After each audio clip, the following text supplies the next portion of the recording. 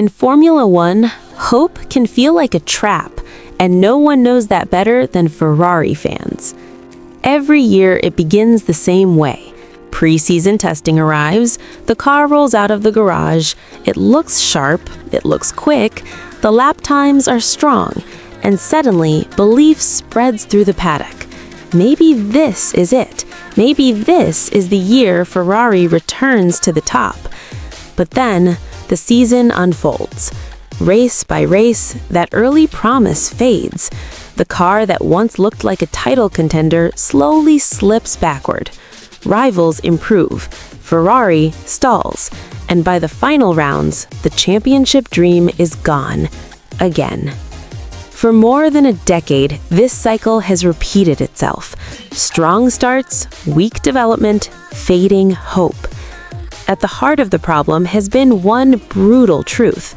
Ferrari hasn't been able to evolve its car during the season.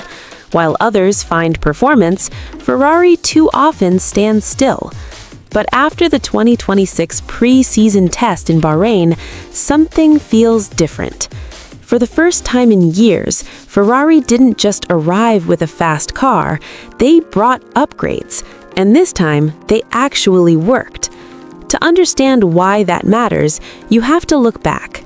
Ferrari's last Constructors' Championship came in 2008. Since then, there have been moments, real chances when the title felt within reach. In 2017 and 2018, Sebastian Vettel had a car capable of fighting Lewis Hamilton and Mercedes. But as the season progressed, development faltered. Updates didn't deliver. Mercedes pulled ahead. The opportunity slipped away. In 2022, Charles Leclerc won 2 of the first 3 races. The momentum was real. The pace was undeniable. It looked like Ferrari finally had the edge over Max Verstappen and Red Bull. But once again, progress slowed. Rivals surged forward, and Ferrari was left watching another championship disappear into the distance. Starting strong, then fading. It's become an uncomfortable pattern, a painful identity. And with it came serious questions. Was the technical structure strong enough? Were the processes right? Did Ferrari still have what it takes to compete at the very highest level? That's why Bahrain matters. On the second day of testing, Ferrari introduced a major upgrade package, a redesigned floor, a new front wing, and an updated diffuser. On paper, it sounded promising. On track, it delivered. Reports from the paddock described a car transformed, more stable, more predictable, easier to drive. For years, Ferrari's weakness had been an unstable rear end, a nervous car that punished drivers when they pushed too hard. It was fast, but fragile. Now, the SF-26 looked planted, balanced through corners, composed under pressure. That stability changes everything, because in Formula One, confidence is performance, and when drivers trust the car, they extract its full potential. For the first time in a long time, Ferrari brought new parts and actually went faster. But upgrades alone don't win championships. The foundation has to be strong from the beginning, and in Bahrain, it was. The SF-26 was consistently among the quickest cars on track, especially during race simulations. These long runs, designed to mirror real Grand Prix conditions, reveal the truth. They show tire management, consistency, long-term pace. And in those simulations, both Lewis Hamilton and Leclerc were right at the top of the timing sheets. In fact, data suggested Hamilton recorded the fastest race simulation of the entire test. That's not just encouraging, that's significant. Because one lap speed can grab headlines, but sustained race pace wins titles. For years, Ferrari has offered hope in flashes. In Bahrain, they offered something different: speed, stability, progress. Reliability has often been Ferrari's silent enemy. Speed means nothing if the car can't go the distance. But in Bahrain, something stood out. Over 3 days of testing, Ferrari completed more laps than any other team. with a brand new chassis and a brand new power unit, that's no small achievement. It's a statement. It says the work done over the winter wasn't rushed. It was precise, calculated, thorough.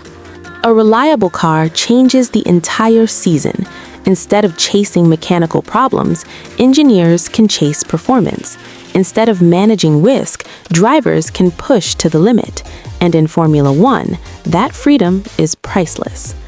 Behind this shift is a new figure at the center of Ferrari's revival, Frédéric Vasseur. Since arriving, Vasseur has done something Ferrari desperately needed.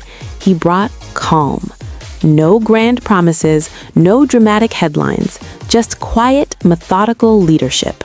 Behind the scenes, structures were adjusted, responsibilities were clarified, the noise was reduced, and in its place, focus emerged.